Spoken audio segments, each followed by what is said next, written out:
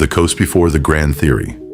on Walter Rodney's A History of the Upper Guinea Coast, before Walter Rodney became famous and politically dangerous to the governments that eventually had him assassinated, for the sweeping polemical argument of how Europe underdeveloped Africa, 1972. He was a young historian completing a doctorate at the School of Oriental and African Studies in London,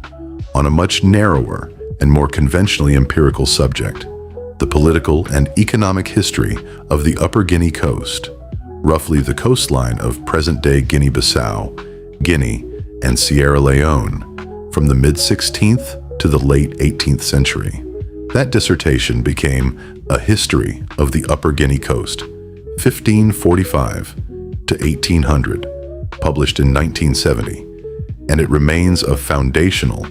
if less widely read, work in the historiography of Atlantic Africa,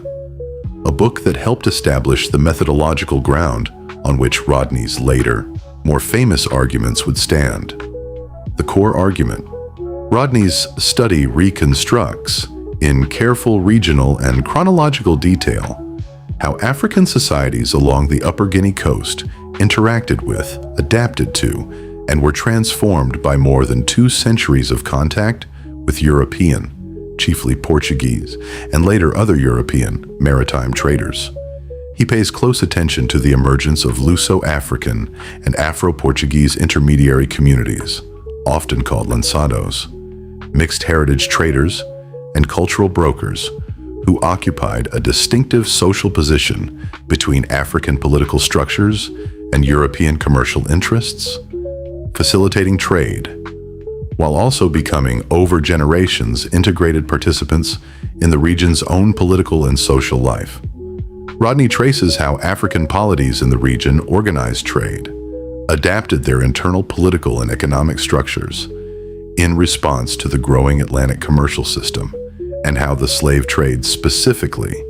as it intensified across the period, began to corrode and reorganize indigenous political authority, creating new forms of predatory power,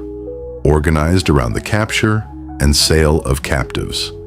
in ways that reshaped the region's political landscape well beyond what pre-existing structures could have produced on their own.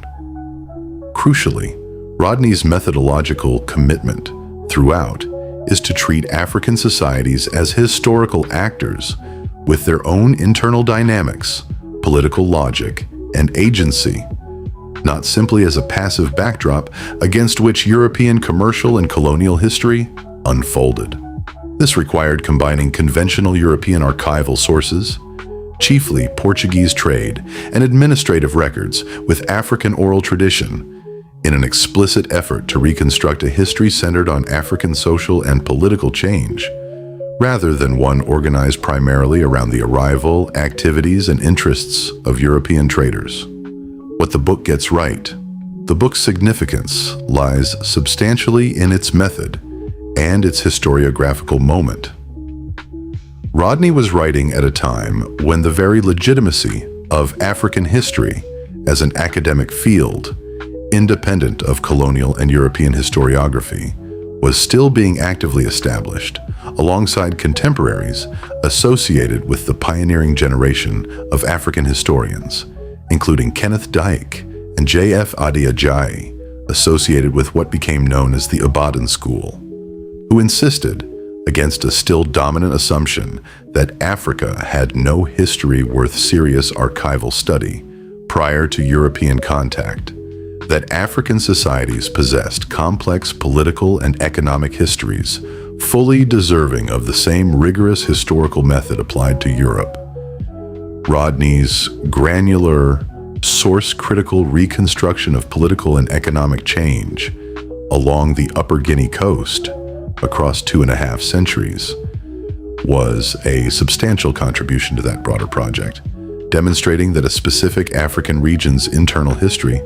could be reconstructed with real empirical precision, rather than treated as an undifferentiated backdrop to European commercial expansion. The book's attention to the slave trade's corrosive internal effects on African political structures showing how the trade did not simply extract captives from societies otherwise unaffected by its presence, but actively reshaped the internal distribution of power within those societies, often toward more predatory and militarized forms of political authority. Anticipated an analytical thread Rodney would develop with much greater polemical force and broader geographic scope 2 years later in How Europe Underdeveloped Africa. Read together, the two books show real continuity. The empirical regional foundation of the 1970 study underlies the sweeping continental argument of the 1972 book, even as the later work adopts a far more explicitly Marxist and politically confrontational register, where the argument strains. The book's reception and later scholarly engagement have raised several points worth weighing. The relationship between this early, more conventionally academic work and Rodney's later polemical writing raises questions of continuity versus break.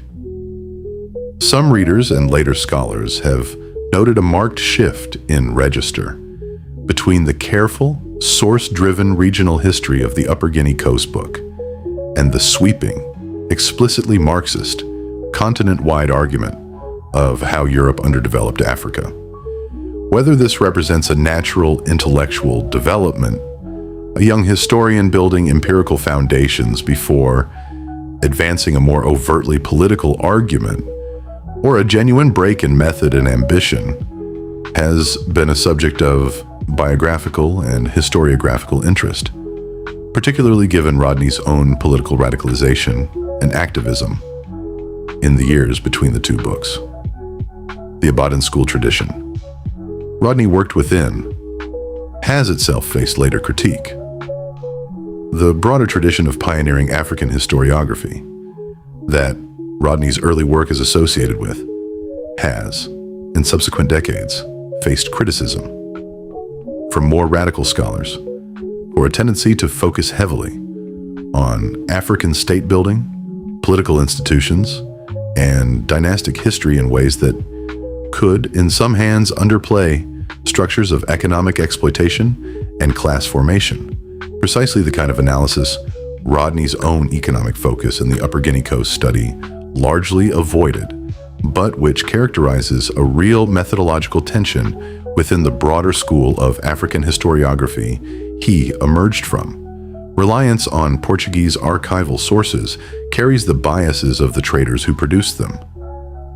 Despite Rodney's explicit effort to incorporate African oral tradition, the documentary backbone of the study remains substantially Portuguese and other European trade and administrative records, produced by parties with direct commercial and political interests in the region and in the slave trade itself. Later historians have noted the general methodological challenge, common to this period of African historiography,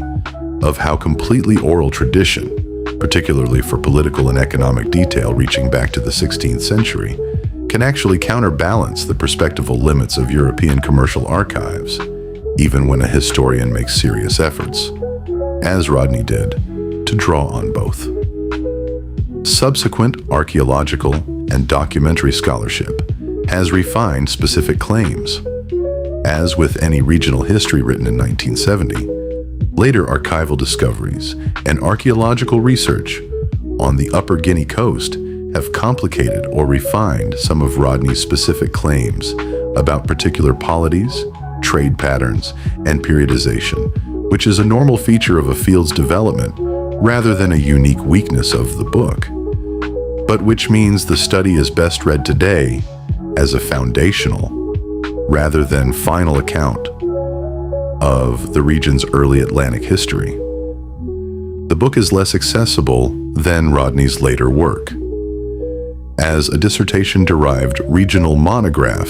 rather than a work of broad synthesis aimed at a wide readership. A history of the Upper Guinea Coast has always reached a narrower, more specialist audience than How Europe Underdeveloped Africa, which remains by far Rodney's most widely read and internationally influential book. Why the book still matters.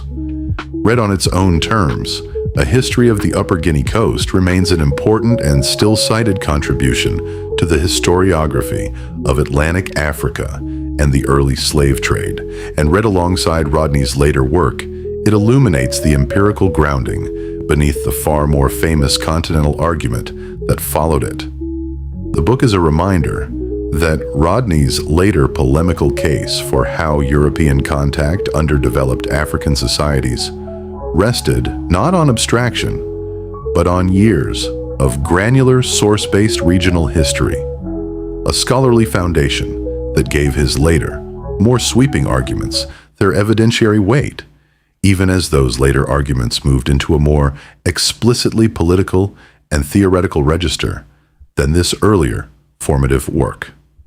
Note: this essay engages Rodney's arguments and the surrounding scholarly context in summary and analytic form.